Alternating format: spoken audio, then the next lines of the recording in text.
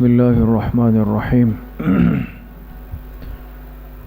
آج جو سوا پارہ پڑھا گیا ہے اس میں پوری سورہ انفال اور سورہ توبہ کا ابتدائی حصہ تقریباً تلاوت کیا گیا ہے۔ آج کے اس سوا پارے میں خلاصے کے طور پہ 6 باتیں اہم ہیں۔ پہلی بات جو سورۃ الانفال میں ہے، انفال یہ نفل سے ہے، اور نفل کہتے ہیں زائد چیز کو۔ لغت میں نفل کے معنی ہے زائد کے، اس لیے ہم جو نفلی نماز پڑھتے ہیں اس کو نفل اسی لیے کہتے ہیں کہ یہ فرض اور واجب سے زائد ایک نماز ہے۔ لیکن عربی میں جب انفال کا لفظ آتا ہے تو اس سے مراد ہوتا ہے مال غنیمت، یعنی وہ مال جو مسلمان مجاہدین کو، ایک اسلامی لشکر کو کفار سے جہاد کے بعد قبضے میں آ جائے، تو جو مال ایک مسلمان فوج کو، ایک مسلمان لشکر اور جماعت کو کافروں کے خلاف جہاد کرتے ہوئے قبضے میں آ جائے، یاد رکھیں اس مال کو مال غنیمت کہتے ہیں، اور عربی میں اس کو انفال کہتے ہیں۔ اب مال غنیمت کا مسئلہ یہ ہے کہ یہ جب مسلمانوں کے قبضے میں آئے تو اس میں ان تمام مجاہدین کا، ان لڑنے والوں کا، ان حصہ لینے والوں کا حق ہوتا ہے جنہوں نے اس جنگ میں، اس جہاد میں کسی بھی درجے میں حصہ لیا ہو۔ ضروری نہیں کہ وہ میدان میں لڑا ہو، ممکن ہے کہ اس نے پیچھے بیٹھ کر مشورہ دیا ہو، ممکن ہے اس نے کمان کی ہو، ممکن ہے اس نے کوئی رہنمائی کی ہو، یہ ساری صورتیں اس کے اندر شامل ہیں۔ تو اب مال غنیمت میں سب کا حق مشترکہ طور پہ ہوتا ہے۔ جب مسلمانوں کو مال غنیمت پہلی دفعہ حصے میں آیا تو اس کے بارے میں بعض صحابہ کی آپس میں کچھ چپقلش ہو گئی، اور اس کی وجہ یہ تھی کہ ظاہر سی بات ہے کہ ایک عمل جب پہلی دفعہ ہوتا ہے تو اس کی مکمل صورتحال واضح نہیں ہوتی، سمجھ میں نہیں آئی ہوتی۔ تو بعض صحابہ کو ایسا لگا کہ ہم نے حصہ زیادہ لیا، یا جس کافر کو ہم نے مارا اس کا مال غنیمت میرا ذاتی ہے۔ اس پر تھوڑی سی آپس میں کچھ چپقلش کی کیفیت بنی، تو اللہ پاک نے اس سورۃ الانفال میں اس کی طرف رہنمائی فرمائی، اور قیامت تک اس مسئلے کو واضح فرما دیا کہ وہ تمام اموال جو اجتماعی ہو، جس میں سب کا حق جڑ جائے، اس کی تقسیم میں، اس کی ترتیب میں بہت ہی زیادہ احتیاط کی ضرورت ہے، بہت زیادہ احتیاط کی ضرورت ہے۔ اور آج اگر ہم اپنے معاملات پہ غور کریں تو شاید اس امت کے زوال کا ایک بہت بڑا سبب اور باعث یہ بھی بن رہا ہے کہ ہم اجتماعی اموال کو، قومی خزانے کو، غریبوں کے حقوق کو، ان کا حق نہیں سمجھتے۔ بس جس کا ہاتھ جس چیز پہ چل جائے، موقع مل جائے، اور اب تو دیکھیں کتنا عام ہے، کہتے ہیں بس آج ان کی باری ہے، کل ہماری باری ہے، یعنی جس کو موقع ملے وہ خزانے کو لوٹ لے، وہ یتیموں کا، غریبوں کا، بیواؤں کا، زکوٰۃ کے اموال کو، سرکاری اموال کو لوٹ لے، لوٹ مار کر کے چلا جائے۔ لیکن یاد رکھیں کہ یہ معاملہ اتنا ہلکا نہیں جتنا آج ہم نے اس کو سمجھا ہوا ہے۔ اس لیے حدیث پاک میں آتا ہے کہ آپ علیہ الصلاۃ والسلام ایک غزوے سے واپس تشریف لے جا رہے تھے، اور اتنے میں اونٹ پر بیٹھے ہوئے ایک شخص جو مسلمانوں کی جماعت کے اندر شامل تھے، وہ اونٹ پر سے پھسلے اور نیچے گر کر ان کے گردن کی ہڈی ٹوٹ گئی، اور وہیں ان کا انتقال ہوا۔ اب دیکھیں میدان جہاد سے زندہ سلامت آ رہے تھے، وہاں کچھ بھی نہیں ہوا، لیکن اللہ کی شان راستے میں واپسی میں اونٹ سے گرے اور دم توڑ گئے۔ جب صحابہ نے دیکھا تو خوشی سے کہا کہ کتنے خوش نصیب تھے کہ اللہ نے واپسی میں ان کو شہادت دے دی۔ آپ علیہ السلام نے جب سنا تو فرمایا کہ ایسا نہیں ہے جیسے تم بول رہے ہو، میں دیکھ رہا ہوں کہ اس پر آگ کی چادر تنی ہوئی ہے، آگ کی چادر تنی ہوئی ہے۔ کس کے لیے فرما رہے؟ جو حضور کے ساتھ جہاد میں شرکت کر کے واپس آ رہے۔ صحابہ بڑے حیران ہوئے۔ پھر آپ نے فرمایا کہ اس آدمی کے سامان کی تلاشی لو۔ جب تلاشی لی تو پتہ چلا کہ اس کے سامان میں مال غنیمت کی ایک چادر تھی جو اس نے چھپا کر اپنے لیے الگ سے رکھ لی۔ آپ نے فرمایا اس نے اجتماعی مال میں، مال غنیمت میں خیانت کی اور اس کو ذاتی سمجھ کے چھپایا۔ نتیجہ کیا نکلا کہ اس چادر کو اللہ پاک نے آگ کی چادر بنا دیا۔ جب آپ علیہ السلام نے یہ فرمایا، ایک صحابی اٹھے، خاموشی سے گئے، واپس آئے اور ہاتھ میں چمڑے کے 2 تسمے، جو ہم اپنے جو بوٹ وغیرہ جس سے باندھتے ہیں، تسمے جس کو کہتے ہیں، لیس، وہ لے کر آئے۔ اب 2 معمولی سے چمڑے کے تسمے جو بالکل بے حیثیت ہوتے، وہ آئے اور حضور علیہ السلام سے فرمایا کہ اللہ کے رسول صلی اللہ علیہ وسلم، جب مال غنیمت جمع ہو رہا تھا یہ 2 تسمے پڑے ہوئے تھے، مجھے لگا یہ بے حیثیت چیز ہے، حقیر چیز ہے، اس کو کون لے گا، تو میں نے اس کو بے دہانی میں لے لیا، لیکن آپ کی بات سن کر تو مجھے ڈر لگ گیا، اب میں کیا کروں؟ آپ علیہ السلام نے فرمایا شراکان من نارن، فرمایا جو 2 تسمے تم نے ہاتھ میں پکڑے ہوئے ہیں یہ جہنم کی آگ کے ہیں۔ ان علماء نے فرمایا آپ نے اشارہ کیا کہ تم نے اس کو معمولی سمجھا، لیکن یہ تمہارے لیے جہنم کی آگ کا ذریعہ بن جاتے۔ تو آج ہمیں کتنی ضرورت ہے اپنی اصلاح کرنے کی کہ ہمارے پاس کسی کا اجتماعی مال آ جائے۔ بعض دفعہ یتیم بچوں کا مال کوئی رکھوا دیتا ہے، امانت آ جاتی ہے، سرکاری عہدے پہ ہم آ جاتے ہیں اور غریبوں کا، مسکینوں کا، بیواؤں کا مال ہوتا ہے لیکن اس میں لوٹ مار ہو جاتی اور ہم سمجھتے ہیں کامیاب ہو گئے۔ ایک ایک چیز اللہ کے پاس محفوظ ہے اور اس کی پوچھ ہوگی۔ دوسری بات جو آج کے خلاصے میں ہے، سورۃ الانفال میں اللہ پاک نے ایمان والوں کو حکم دیا کہ وہ اپنے آپ کو ہر وقت مادی طور پہ اور عسکری طور پہ اور روحانی طور پہ 3 چیزیں فرمائیں، ایک مادی طور پہ، ایک عسکری طور پہ اور ایک روحانی طور پہ اپنے آپ کو دشمن کے مقابلے کے لیے، کفر کے مقابلے کے لیے تیار رکھیں۔ یہ امت مسلمہ کی اور ہر اسلامی مملکت کی ایک شرعی، دینی اور اجتماعی ذمہ داری ہے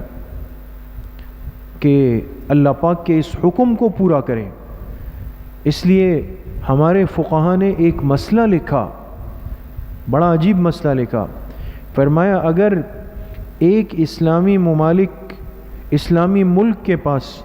99 گھوڑے ہوں جہاد کے اور اس کے پڑوس میں کافر ملک نے 100 گھوڑے رکھے ہوں، 1 گھوڑے کا فاصلہ ہے، اور یہ مسلمان حکمران 1 گھوڑا اور خرید سکتا ہے لیکن اس نے وہ کمی رکھی، فرمایا اس کی پکڑ ہوگی، اس لیے کہ اس نے اللہ کے حکم کو پورا نہیں کیا۔ تو اب یہ اس امت کی اجتماعی ذمہ داری ہے، ہم اپنے آپ کو دشمن کے مقابلے کے لیے تینوں اعتبار سے، مادی طور پہ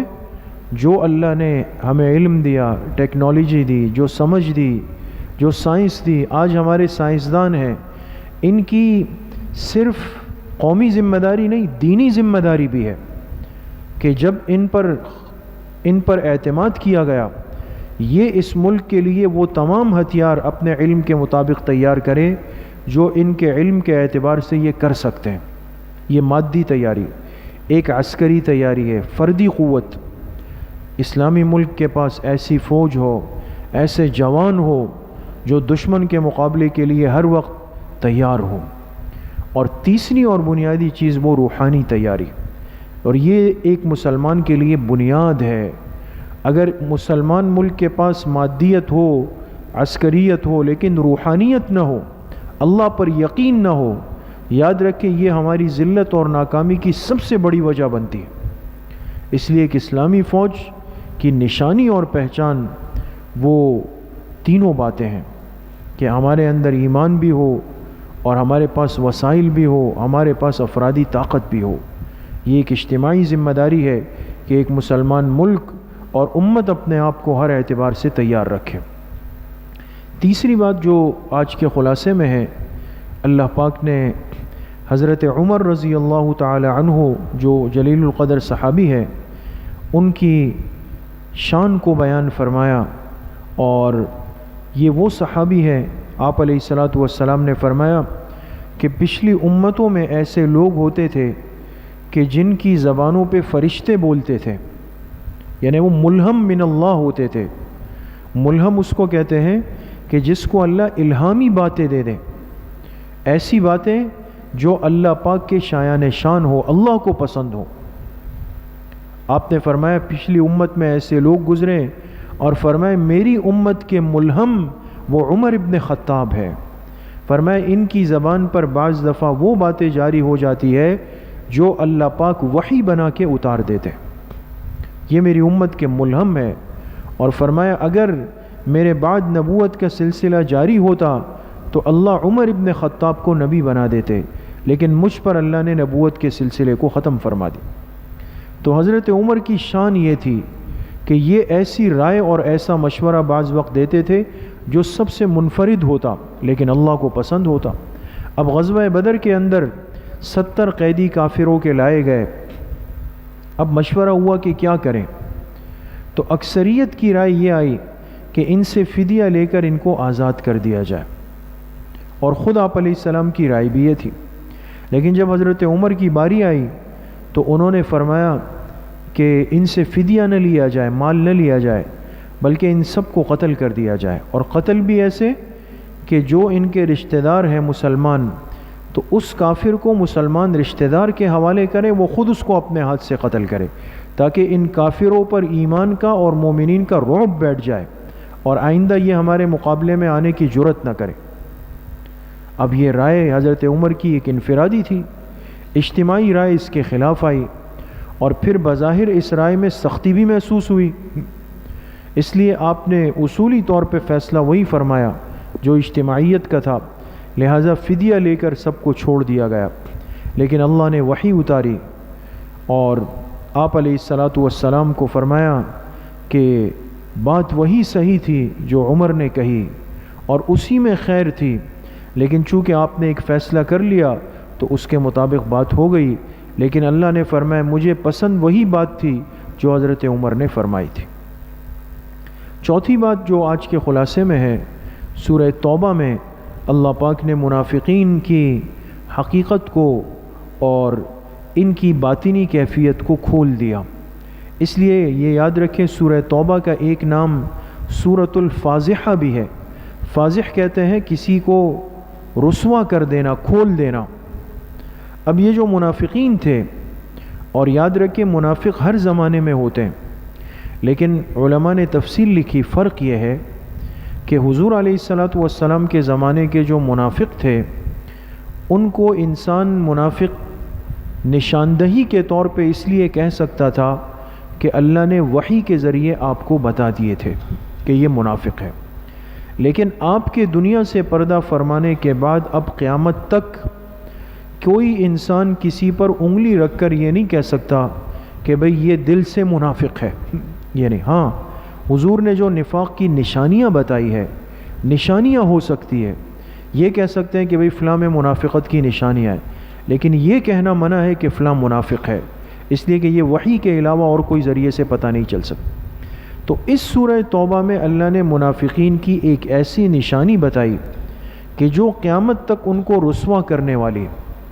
اور دلیل بن گئی کہ اگر یہ معلوم کرنا ہو کہ فلاں آدمی رہتا مسلمانوں کے ساتھ ہے، بیٹھتا اور کھاتا مسلمانوں کے ساتھ ہے، لیکن دل میں نفاق ہے، تو اللہ نے فرمائے فرق کرنے والی چیز وہ جہاد کا حکم ہے۔ بس یہ دیکھ لو، اگر کبھی مسلمان پر جہاد کا حکم آ جائے